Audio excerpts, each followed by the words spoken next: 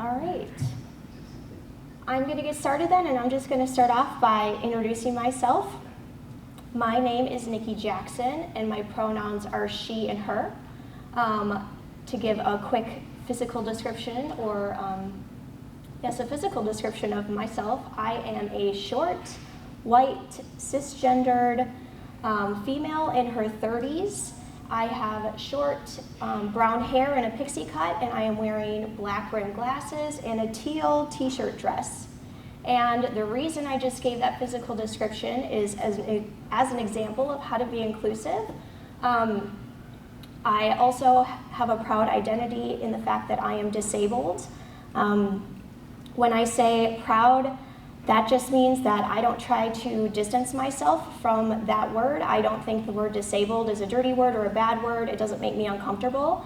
And so I just put that out there, and it also is what my expertise is in. It's what my lived experience is. I've lived in a disabled body my entire life. Specifically for the purposes of this session, I'll be talking a lot about my blindness. I am blind. But disability covers a really diverse group. There's over 1 billion, with a B, 1 billion people in the world who identify as disabled. And so that means there's a lot of differences within that community. So while I am going to teach best practices from the disability community, just keep in mind that I am one opinion. This is one opinion from one experience within a very unique sector within the disability community, which is blindness. And as I will try to teach best practices and tell you guys what the community as a whole has kind of come up with over the years and how things have evolved, I will also point out when something is my opinion, when something is really specific to me or how I like things. And also know that I have other invisible disabilities, and I would feel totally happy and comfortable talking about those. We just don't have time to get into it in this session. So if anyone has any questions about that, after the fact, I'm very open to that. A little bit more about my history. When I was fresh in college, my first major in college, because we all have more than one major, right? My first major was forest recreation, which means, much to my parents' chagrin, I paid money to take classes in backpacking and snowshoeing and tree climbing, and yes, I aced that class, and chainsaw safety and all of those fun things. Throughout my college career, which lasted pretty long, I ended up winding around and graduating with a degree in food and nutrition. So kind of in the same, but there were a lot of loops in that journey. And all that to say that I've always had that passion and that interest of natural things and things that would be considered, hippie or crunchy or whatever term you want to use. I love gardening. I've always really supported food co-ops. Like, I didn't really realize that was something that made me different or unique, but co-ops and farmers markets and CSAs and supporting local, that was all just kind of like part of my jam, right? So as an adult, when I moved to a new state and was in a city that there was a new food co-op that was opening, it was just normal for me to shop there. Yes, I support food co-ops. And it was even better that that particular co-op offered a You Snap, We Match program where I could use my food stamps. I could make it stretch a little further there. At the time, I was on food stamps. And so I felt like it was a very welcoming and inclusive place. And from becoming a shopper then, I became an owner. And from an owner, I became a board member. And for that short time that I was a board member at that co-op, I came to my first ever up-and-coming conference. And it was in March of 2020, so it was the last time we were in person. And that was where all of my different identities and different interests combined and collided, and it was really awesome. So I was really excited that at that up and coming they offered a DEI track, and it was one of the first times that I even saw or knew the term DEI as diversity, equity, and inclusion. Before that, my world was kind of just disability advocacy. And so it was really neat to to learn about other DEI issues besides just, to me, in my brain, those things weren't even connected. So I had done some anti-racism work within myself prior coming to that, so I was really excited about going to different tracks having to do with that, and also learning, LGBTQ plus inclusion and gender inclusion and all the different things. But I was also a little disappointed that on no one's radar, no one was talking about disability. That's not unique to the co-op world, that's just how it is everywhere. So I put that on all of my feedback sheets, right? All my evaluations. And the conference contacted me afterwards and said, we want to include you, tell us what we can do. And that was of course, it's the co-op world. I felt really included, and I was very happy to give my feedback. And now here we are, and this is my third up and coming, this is my second time speaking. And from that interest of the cooperative world wanting to learn about how to be inclusive and welcoming to the disability community, I started a consulting company. I call it Tenru Consulting. It's a mashup of the words tenacious and rhubarb, Tenru. And I do speaking like this. I like teaching people about all the different aspects of digital accessibility. I've done a webinar about how to be inclusive in your web meetings. I've done a speech on ableism, and now today specifically we're going to be talking very specific about how to make your social media posts accessible. So I'm going to try to keep from rambling about all the other stuff as we go through that, but that's how we got here today, and I'm just going to take a quick look at my outline to make sure I've touched everything before I move to the next slide. But if anyone has any questions, you're welcome to raise your hand at this point. Let's see. Yep, I think I got that all. Okay. You want to go to the next slide? I don't want. It's just easier. Okay. So are we now on why it's important to be accessible? Correct. Okay, thank you. So why is it important to be accessible? Especially, you might be asking yourselves, we might not even have a store yet. Why is this a big deal? Some people, when they hear accessible, that means wheelchair ramps or accessible parking or Braille on the back of the signs, and that's not uncommon. Some stats. I mentioned that worldwide, disabled people make up 1 billion people of the population. Within the United States right now, conservatively, there's the estimate that 25% of adults have had or are living with a lived experience of disability. That's a huge portion of adults, 1 in 4. And that means that your likelihood of having a lived experience of disability, or someone that you love or in your household or that you know closely might have that lived experience of disability. So I kind of ask the question of why wait until you're in that situation before you start caring about that?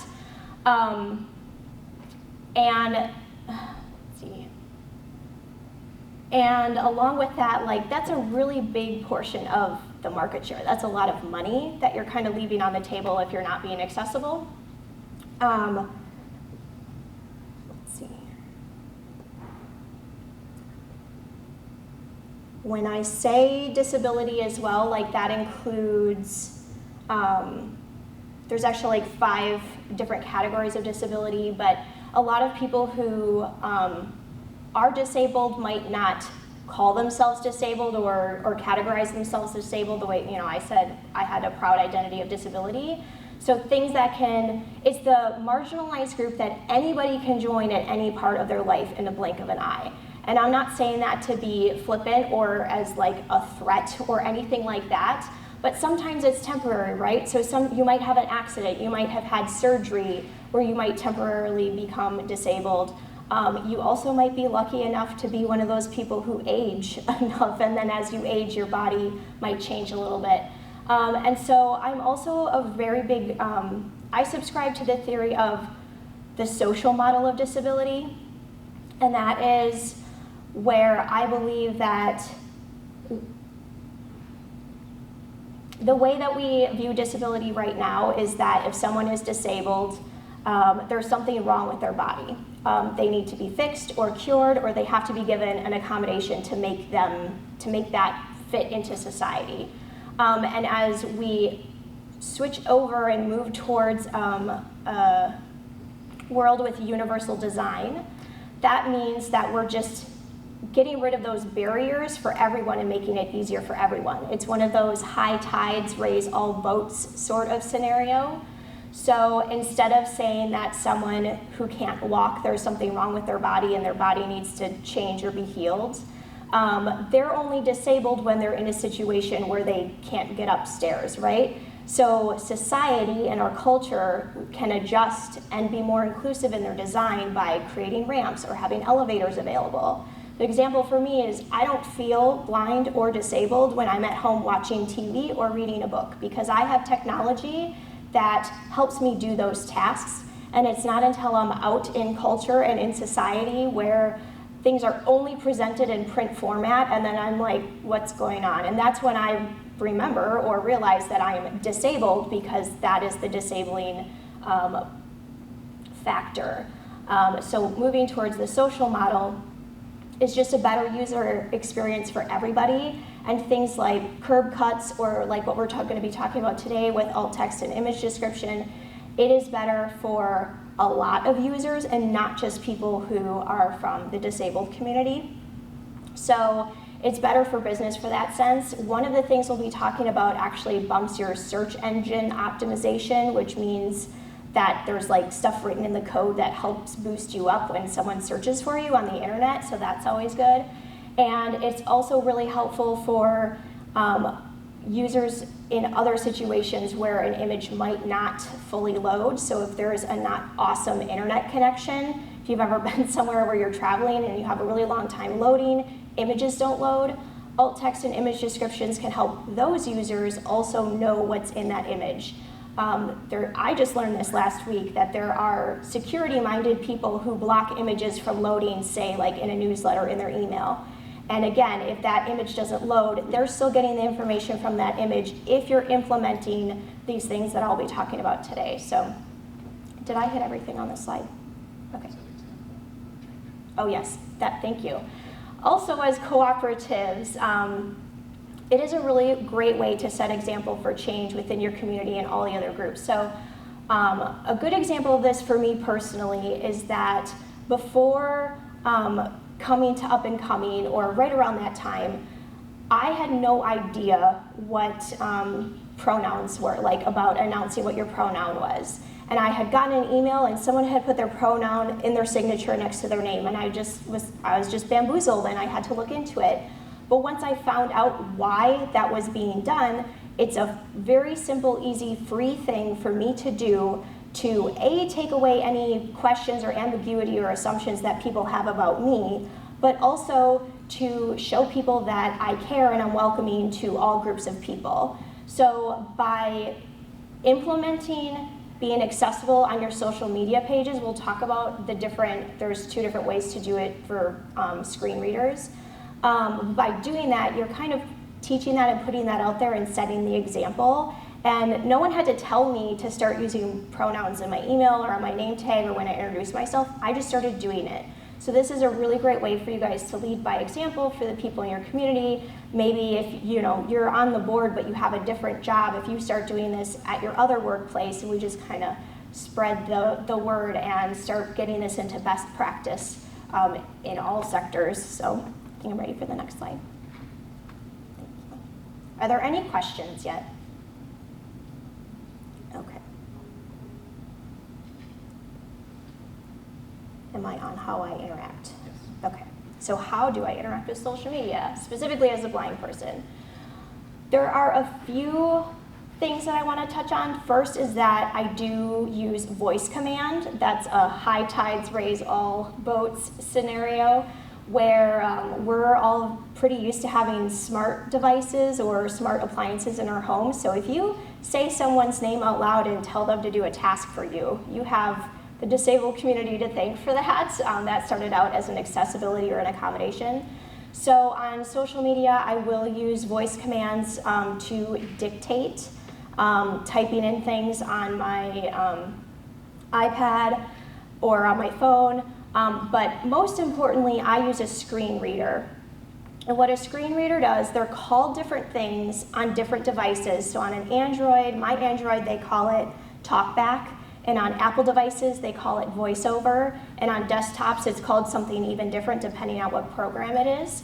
But what it does, what a screen reader will do is it will read text on a page out loud to me.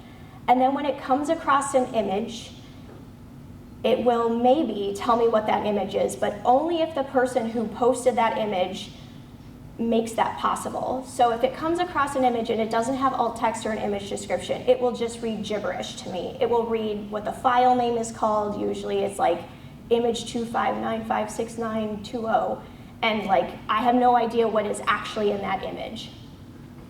But if the user has used the appropriate tools to make that accessible, then it will read it out loud to me. And so next slide. So now we'll get into the two different definitions of, a lot of people use alt text and image description interchangeably, and that's understandable and that's not wrong, but there are actually technical definitions for both of these, and there's pros and cons to each. So I'm going to try to not be biased when I describe these to you, and then when I'm done describing them, I'm going to ask the room what you think I think the best version of this is. So with alt text, that is when a code is embedded behind an image. The person who is including the alt text writes a description of what's in the image, and they have to go through steps to make it embedded behind the photo or the image. It's not something that anybody visually sees unless the image doesn't render, like in the instances I explained with a poor internet connection, or unless they're using a screen reader. A lot of the times it has a character limitation. I've seen some definitions say that it has to be under 140 characters. I've seen some definitions say 240 characters. So by definition, alt text is very short and concise, but it's different for every platform. Different platforms have different character limits, and they also have limitations in the sense where you can't use special characters. You can't use quotes or ampersands or asterisks or anything like that. So it's kind of like you need to kind of know how to write it properly, and it's, like I said, it's different for all platforms. I've heard alt text be referred to as alt attributes, alt tags. I've heard it called keywords, which technically it's not. I think keyword has its own technical definition. Alt text, by the way, is short for alternative text. So I'm just telling you that because in different platforms it might be called different things, and you might be looking for alt text and it might be you might get frustrated because you won't find it because that platform calls it something different. On the other hand, there's image description, and an image description is a text describing what the image is, but it's written within the body of the text in the post itself, written in brackets at the end. This means you can write whatever you want. You can use whatever characters you need to use. You can go as long as you want technically, and every user who sees can see it. People who can't see would just hear it being read by their screen reader, but anyone who scrolls through the thing and gets to the end of your post, if they get that far, then they can see the image description.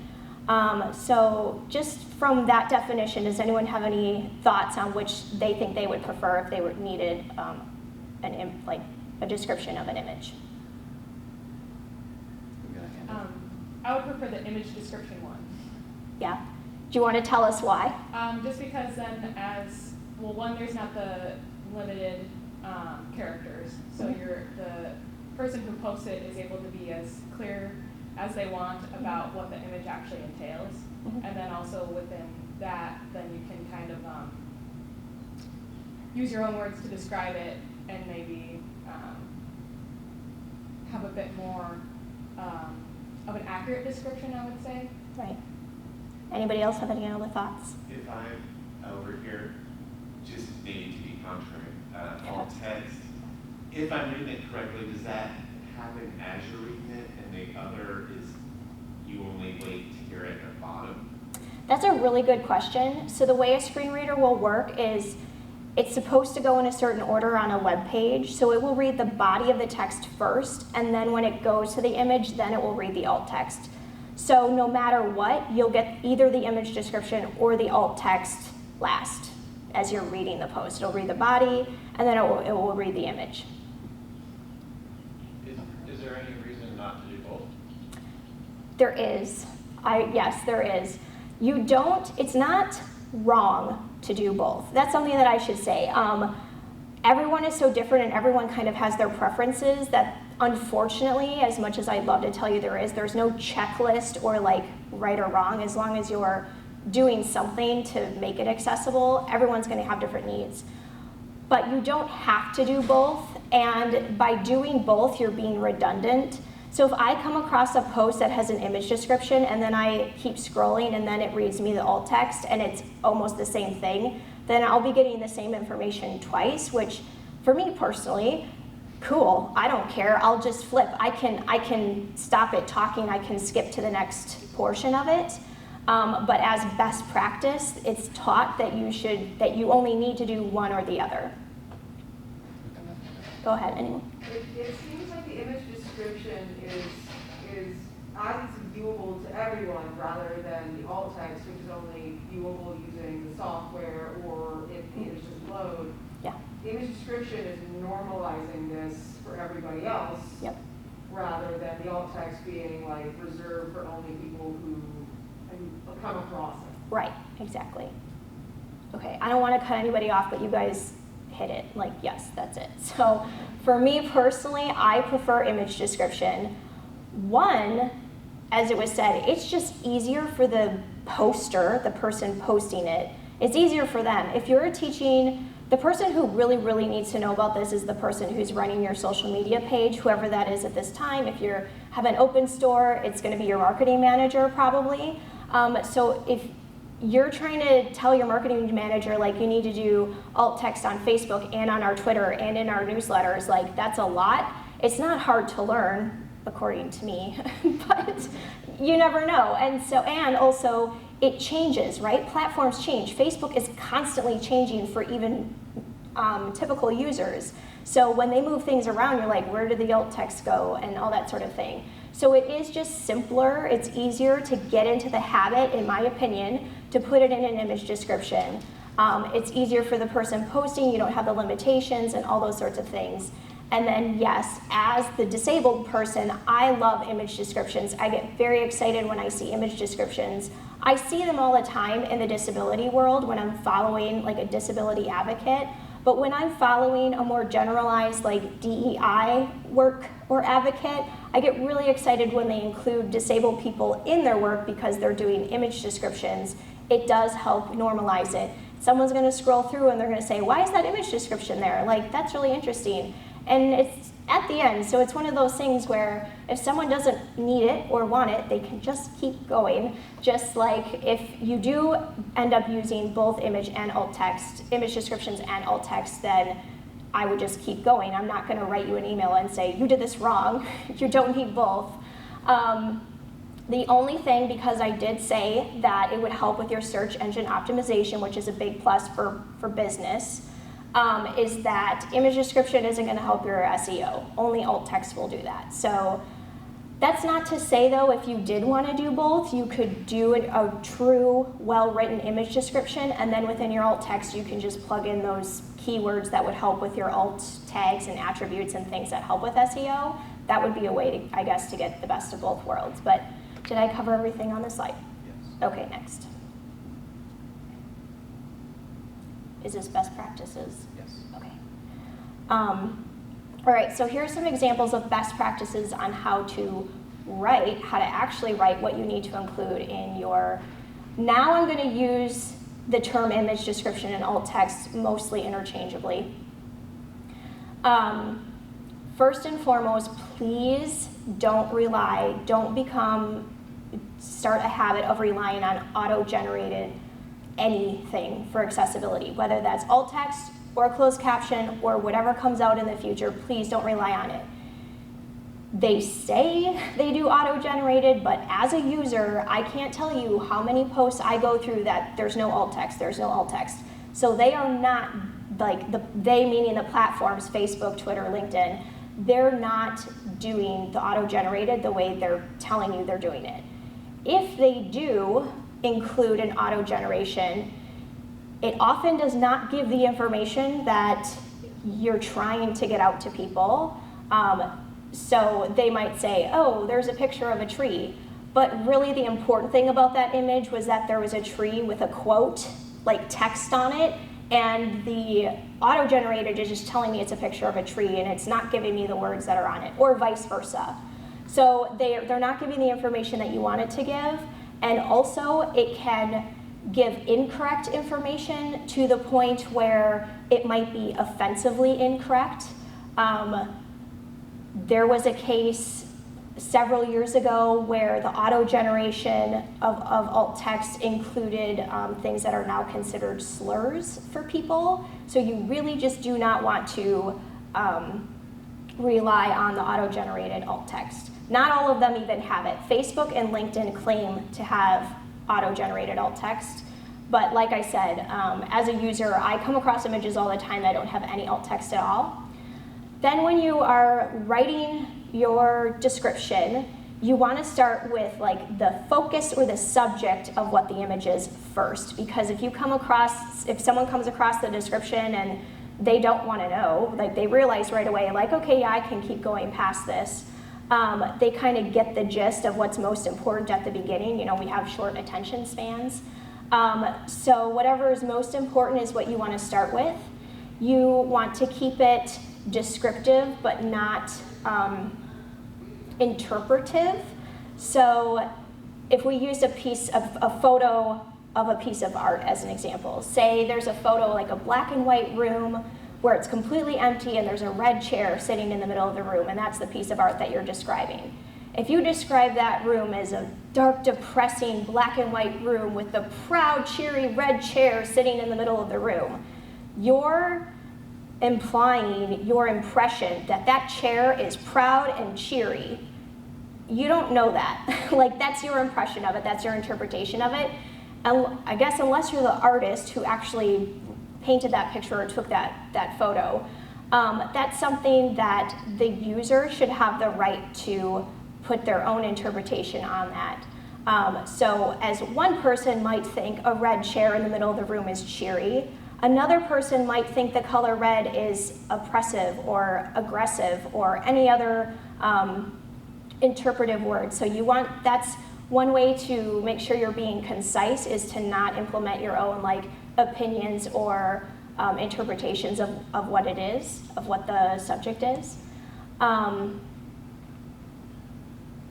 It is proper, I'm not sure if I have that written on there, but I do want to make sure to mention that it is proper to like write in the style that you would normally write, like use proper sentence structure and proper punctuation and all that sort of thing. You don't have to start alt text or image description by saying image of. You definitely don't need to do that, that's a waste. This is what's important, and this is what's important, especially to co-ops. If you're posting images that have words on them, if you have words or text or anything like that, the text needs to be in the alt text or in the image description. That's the information that we're really, really not getting. If you have a sales ad, that has, bananas, and then the price, and then the unit, and maybe what vendor it's coming from. That's, of course, you need to include that. If there's other stuff in that sales ad that sighted people can see in the ad, saying your store name or what your hours are, or any fine print on when the sale runs, all of those things need to be included in the alt text.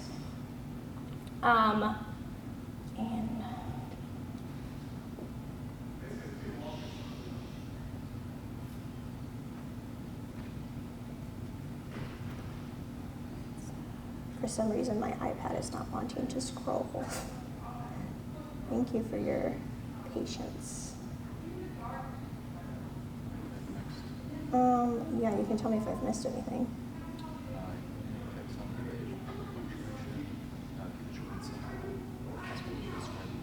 Oh, great, thank you. That is important. Okay. So asking people to describe themselves. If you're in a situation where you're taking a picture and you know you're going to put that on your social media, say you're at an owner's meeting or a board meeting and you're taking a picture, kind of like along the lines of where they know it's going to be put on social media.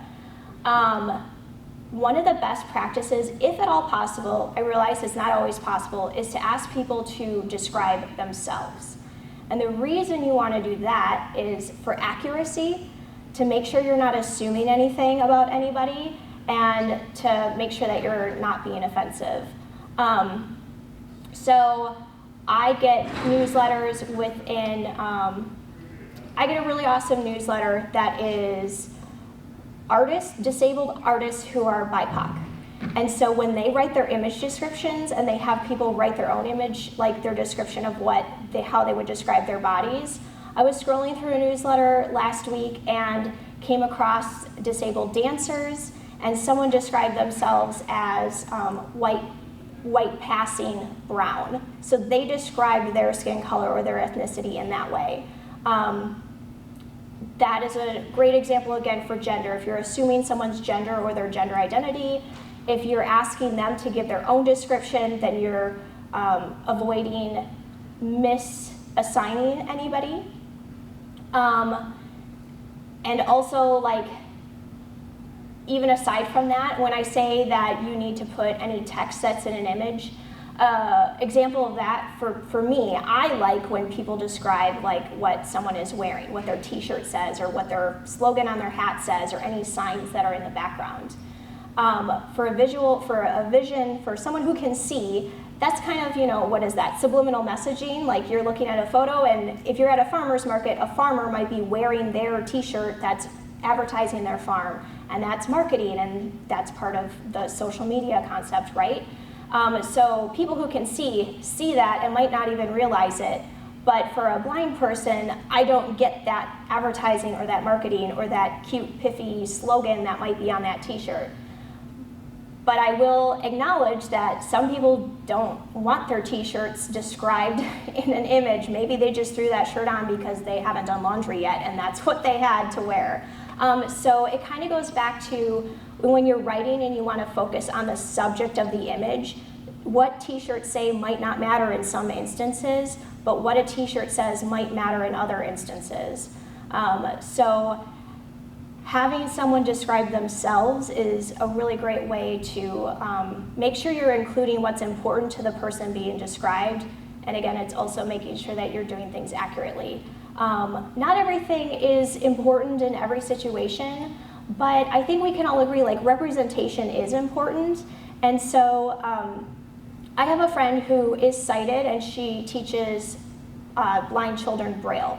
So she was talking to me about alt text and image description, and she's like, I came across this image description that described this little girl who was playing. I would have described it as a little girl is playing in her front yard, but the image description described her as blonde, and it said what her t-shirt said, and it did all this stuff. She's like, I thought that was a lot of detail, and I don't really understand that. But to me, I was able to say to her, that's awesome, because if someone who can't see is listening to that description, then they're able to, we all kind of see ourselves in things in media, right? We want something to connect with people. So say I come across a social media post and someone is wearing a t-shirt and it's my favorite band, and it's a really obscure, unknown band, then I can have that connection. And I'm a very firm believer, this is my opinion, this isn't necessarily best practice. I'm a firm believer that it's up to the user to decide what is important in the information. There is training that is out there that says, if you have a decorative image on your website, you can just say decorative image in your alt text. That's true. If I come across a website and I see an image and it says decorative image, I at least know that you know to be accessible because you put alt text there. It's not just gibberish, it's not just image without alt text. So I know you made the effort and you put decorative image there. But I ask the question then, what is that image portraying to sighted people? If you have it there and it's just there to take up space, what is it? Is it your logo? that's awesome. Then say it's your logo. Don't say it's a decorative image, say it's your logo, and even go a step further and describe your logo. A great example of that is I did a digital accessibility audit for FCI, and they have a logo, they have an FCI classroom, and when I was auditing that page, they have a logo at the top of their page, and with the room classroom, the two O's in room make a pair of glasses, like they look like a pair of glasses. And when that was described to me, I was like, that is so cute. Like, that is really creative, and I love that logo. And so come up with a short, concise, description of your logo. Describe the colors, maybe, if they're important to you. If I'm sure when you designed your logo, there's significance to it, right? There might be significance to what vegetable you use in your logo, or what colors you're using, or what font, or anything like that. Anything that's significant to your branding or marketing, put that in there. So back to the decorative text. So I feel like if you've put an image out there, either don't use it, like don't just fill space up, or describe it. Just saying decorative image, again, it's not wrong. And you will come across blind people who are like, okay, decorative image, yep, I don't need to know that, I'm gonna keep going, that's fine. Some people don't need all the little details. But when we loop back around to representation being important,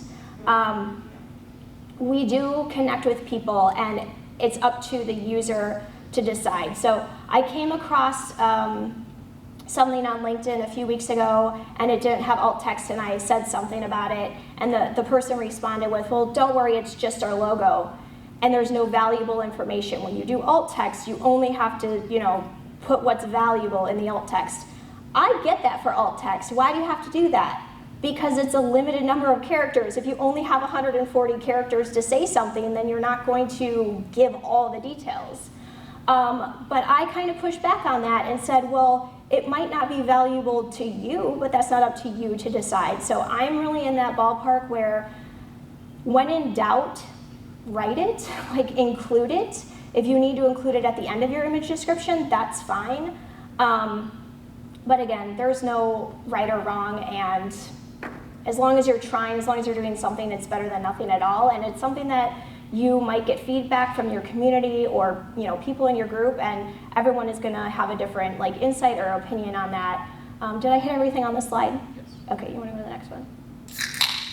Are we on the practice? Yes. Okay, great. Now we get to practice. So at this point, I'm going to stop talking. I'm going to take a drink and sit down for a minute. If you guys have your own images on your phone or on your social media, you're more than welcome to bring those out and look at those right now, but I posted 2 of my own. So people on the left side of the room, over there, that left side, well, yes, that left side, right. If you guys want to use the photo on the left, I'm going to have you practice and write an image description. So if you're in the front of the room, I'm going to have you write alt text, which means you got to keep it short. Oh, well, that's helpful. You guys can choose. I mean, you guys choose, see, kind of test your muscles here. Either write alt text or image description for the photo on the left side of the screen. Over on the right side, use the right image, and either write alt text or image description. Again, you can use your own, and we'll kind of come back in 5 minutes, and we'll answer questions if anyone has any questions about how they did. Okay? All right. Tell us which side of the screen you described. Okay, we did the right-hand side. The cabbage? Yes. Okay. So we figured that the description that we would put at the bottom of a social media post would be image description in brackets, and then Can I interrupt you for a Yes, second? please. That's great. Do you know why it's almost impossible to do alt text for that image? because it's the entire thing is text. I started doing an alt text for it, and I started counting the letters, and it was more than 200. That's how we do graphic design nowadays, right? We're all doing designs this way, so I'm not trying to change the visual world. But this was in Willie Street Co-op's monthly newsletter, their reader that they send out every month. And yeah, it's nearly impossible to write alt text for this because of all the words, all the characters that are in it. So choosing image description was definitely the right call. Thank you. Okay. All right, keep going. So we figured we would start with the text and just read it through verbatim, top Yep. to bottom. So just half, question mark, most produce sold by the pound can be split or cut in half, exclamation point. Feel free to purchase just one stalk of celery or one bunch of grapes, period. Produce staff can cut a cabbage or cauliflower in half for you.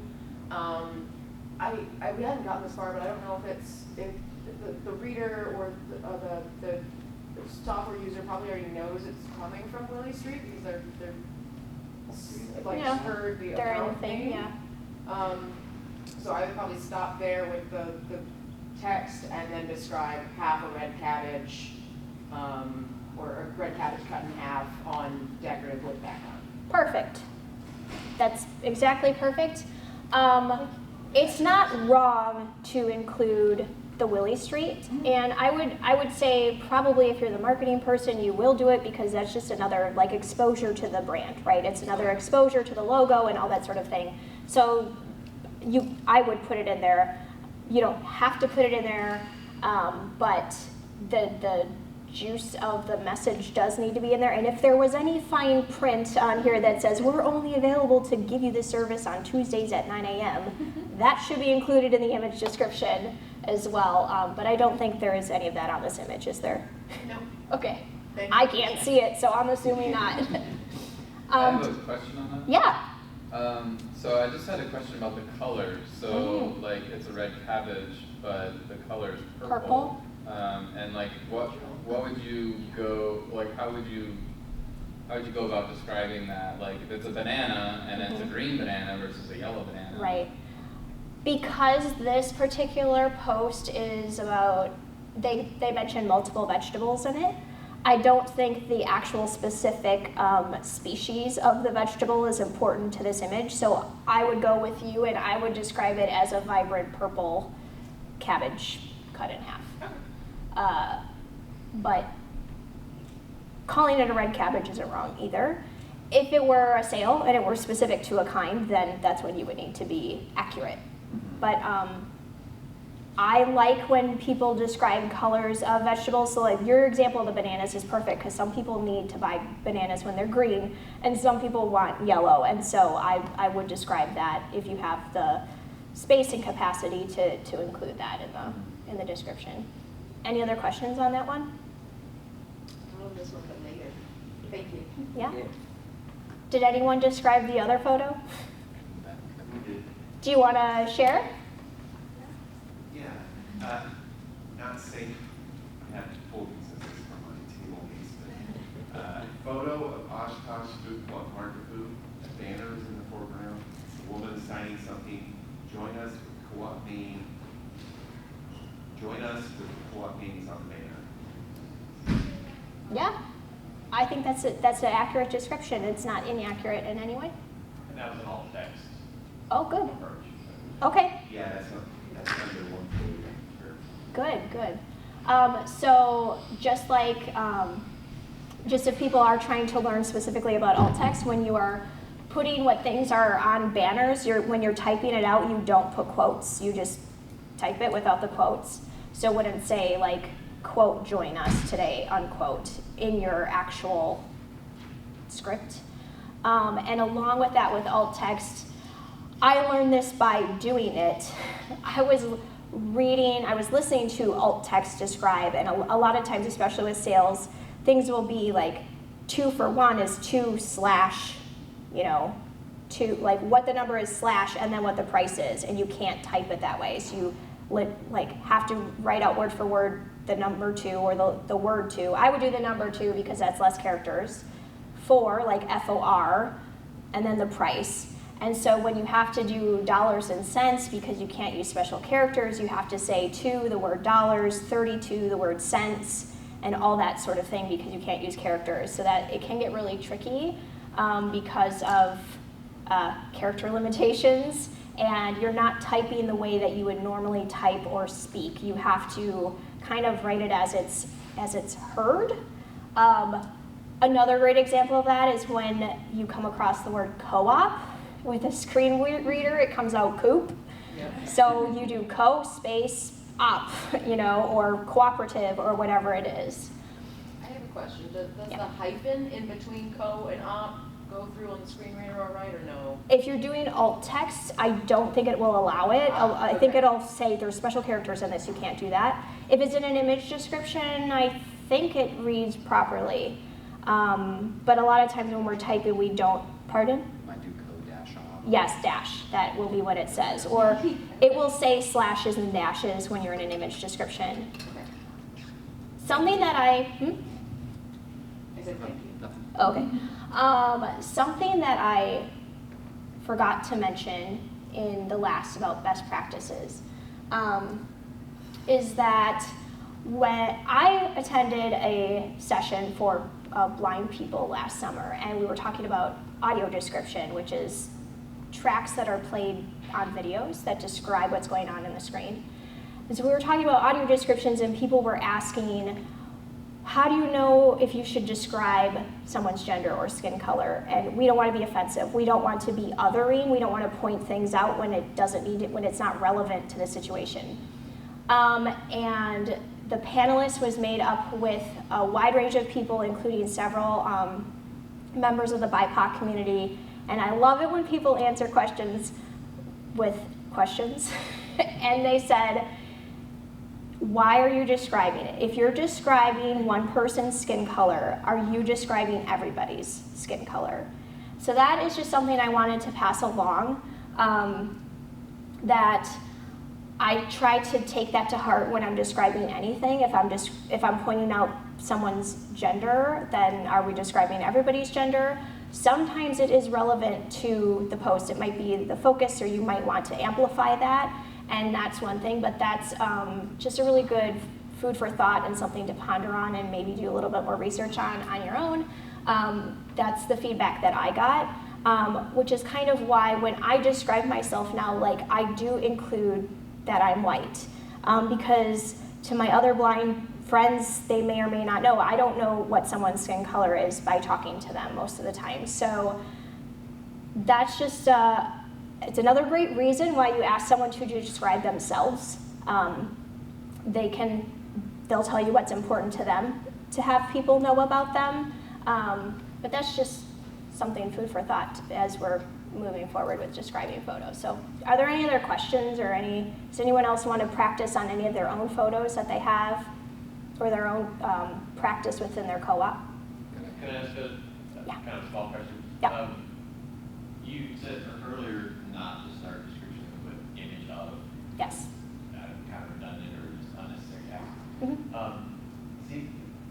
Admitting that I'm a photographer Okay. and Great. a graphic designer too, I feel like when I was looking at ours and thinking about it, I wanted to say that it was a picture versus a Yes. graphic. Yes. An image to me is not a descriptive term because it doesn't describe anything too. So Right. thoughts on that? Is it okay Yes. to go that way if you're trying to make a distinction? Right. About how the thing is constructed? Great. There's really great resources out there for museum workers on how to write an image description for artwork, and I love it.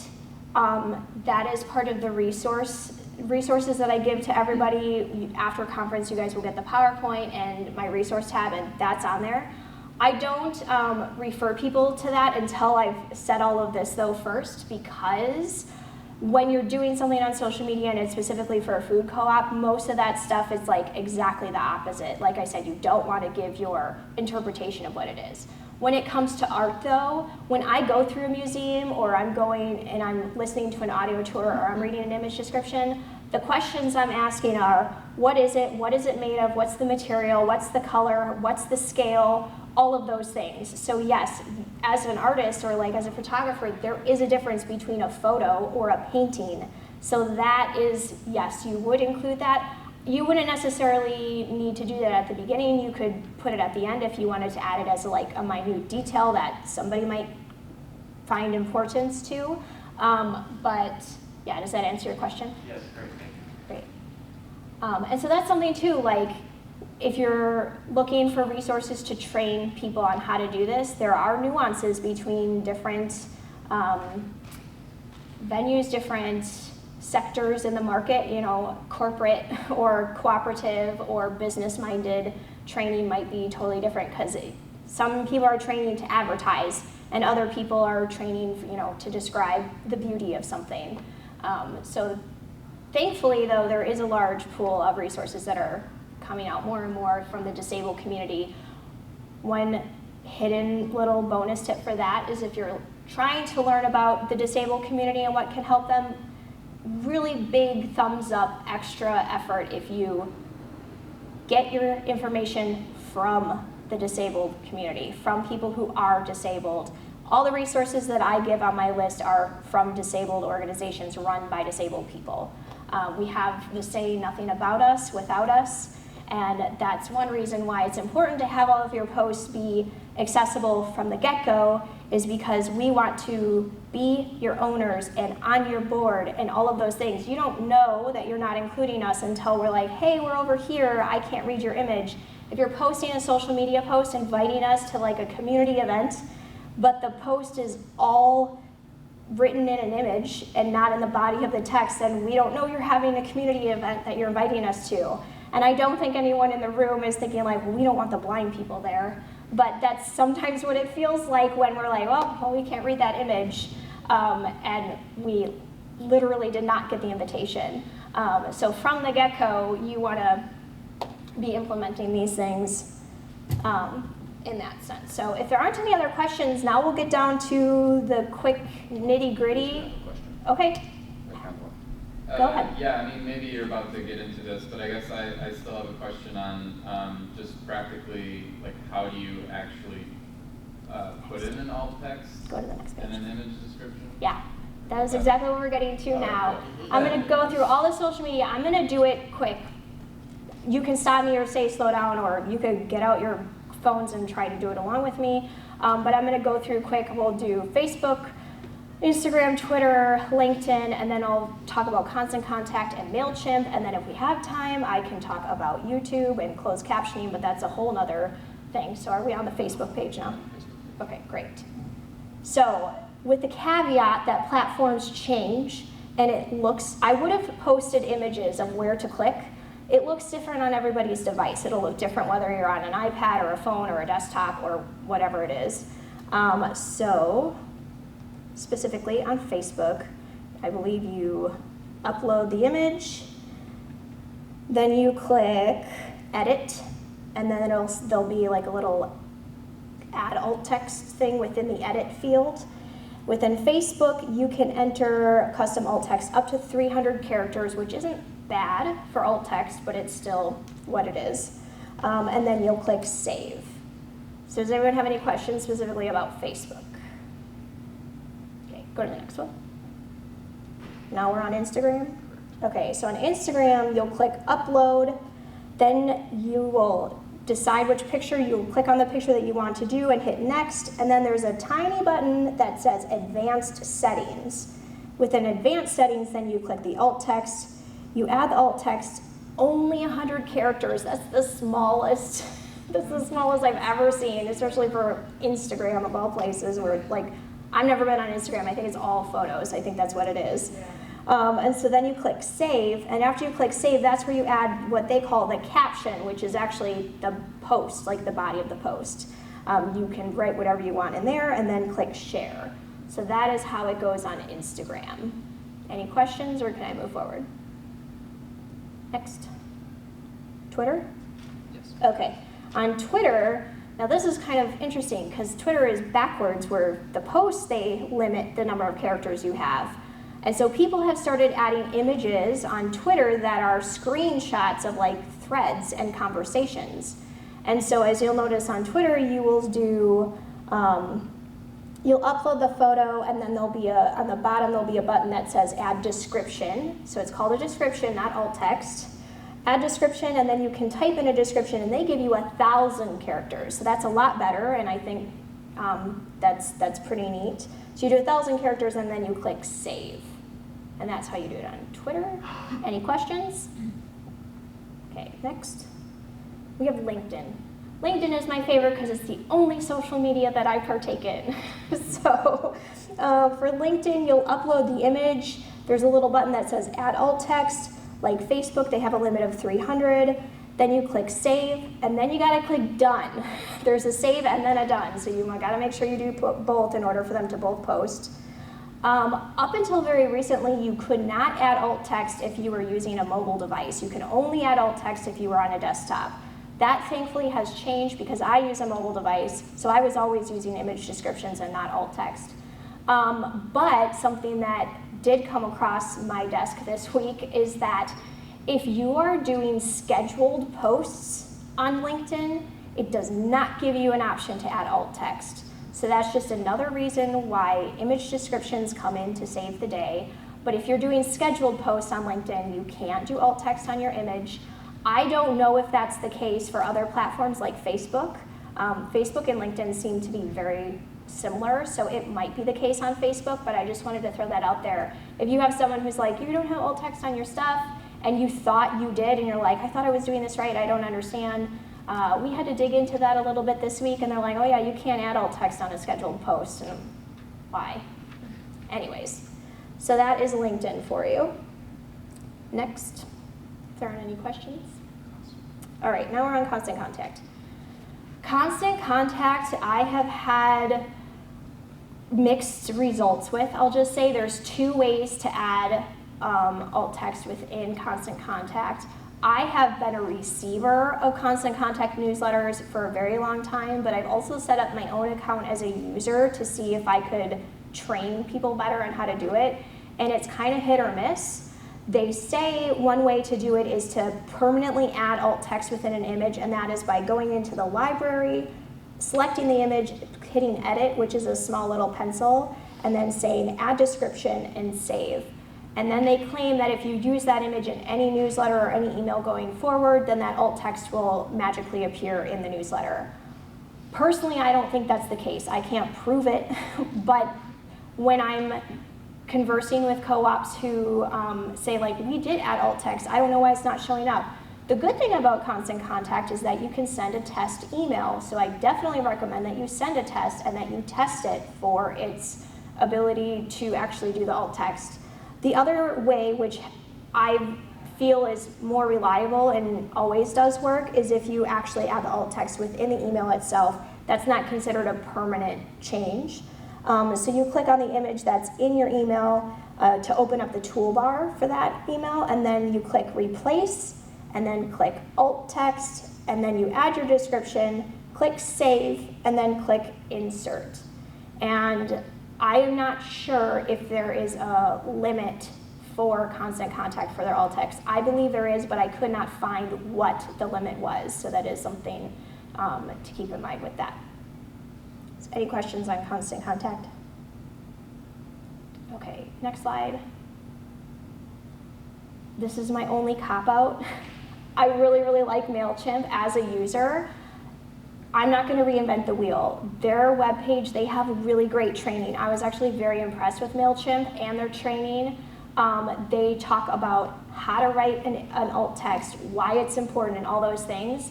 And apparently, I've never created a Mailchimp account, but apparently there are a lot of different moving parts and a lot of different ways to incorporate alt text depending on what kind of image you're including. So the link will be in the resources, and I highly recommend that you read through that. I actually took some of my advice from there, like I read through their stuff, and I'm like, yep, that's really, really spot on advice. They are ones who will say, like, if it's decorative, you can just say decorative, so keep that in mind. But Mailchimp in general is really great for their training and specific, and I guess they just updated and upgraded, and there's a new email builder, so they have training for both depending on which platform you're subscribed to and you're using. So any questions on any of that yet? No. Okay, and so one more slide, I think, to the next. Is captions? Yes. Okay. I just want to speak really quickly on captionings because I'm not an expert on it, but it's definitely kind of intrigued me over the last year, especially with all the virtualness that we've had to do. I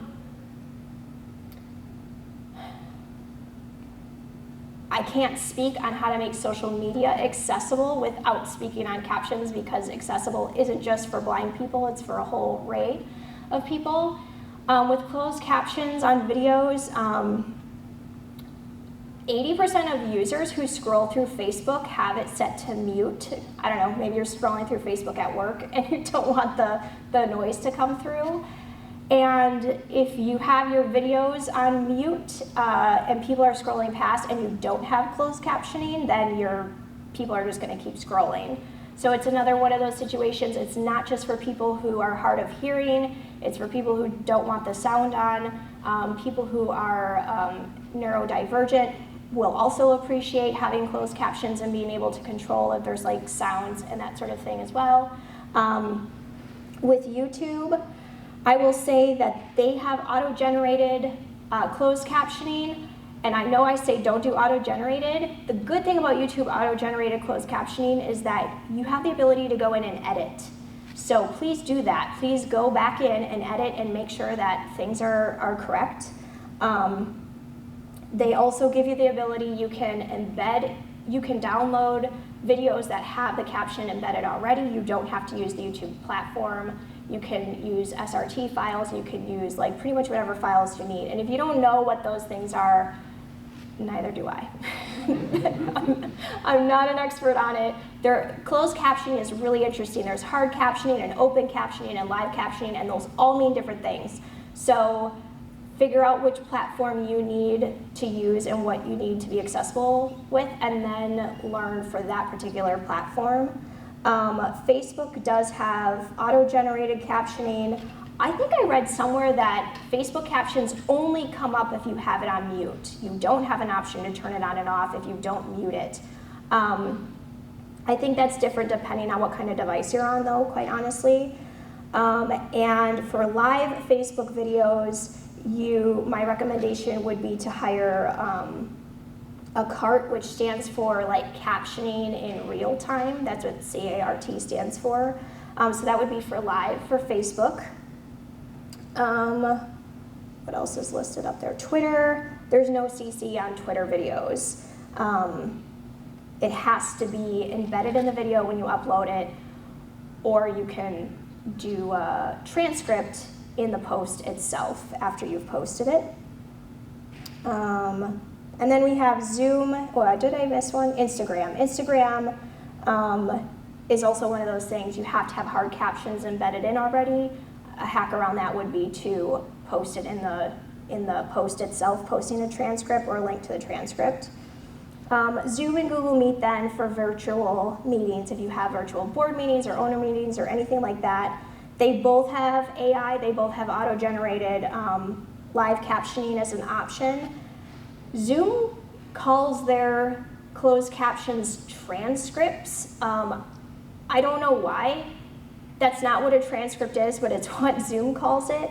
They also have an option of live captioning, but what that means is that you have the ability to assign one of your Zoom participants to type live captions as people are there. So you have to have someone there to type that all in.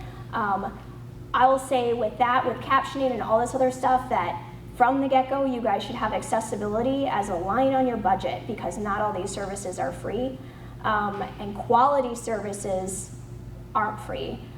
So if you really do want to do it very well, I would make sure you're putting that in your budget line. And that is what I have for captions. So next slide. Any questions? Oop, I'm sorry about that feedback. Okay, we'll go to the next slide because there's one last thing as we close out. All right, so if you're interested in getting in touch with me or anything like that, I will have my info on the next slide, but I am a book nerd, and I run a virtual book club called Table of Context, and every month we meet once a month and we read a book written by a disabled author. These are just the books that are on the screen are some of the books that we've read already or will be reading. So if you want any information about that, even if you just want a list of further reading and you're really intrigued by this, plug in for joining my virtual book club. And then next slide, please. Then we have, this is my contact information. You can reach me at Nikki@Tenru. It's Nikki@Tenru, TENRHU.com. That's my email. Tenru.com is my webpage. And if you want to find me on social media, I'm Nikki Jackson on LinkedIn. And that's all I have for you guys. If you guys don't have any other questions.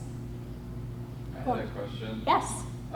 So I saw some examples of the image description, but like for instance in Instagram, would you just include that image description in the written post? Yes. Or, okay. Yes. And does that generally come like at the beginning of the post or at the end? I put it at the end. Yep. Okay. I have a question. Yes. My team has also been interested in doing Spanish translation for our posts. Yes. I think it's been inconsistent of which order they're going in. Okay. Can you tell me if I'm correct in assuming that the Spanish translation, assuming a visually typical Spanish speaker, Mhm. that description would probably be better suited at the end of the post so that it's not forcing a person who's looking for that image description to listen through The Spanish. translation, like I see. Spanish they don't So what I would do is I would write the whole post. Mhm. I would write your normal post, Yeah. and then your image description at the end of that. Then I would translate that whole thing and have it available. You could post it again as a second post, as like an all Spanish post. Okay. Or you could post it all Spanish as the second portion, like do all English and then all Spanish. I would include a Spanish image description. Okay.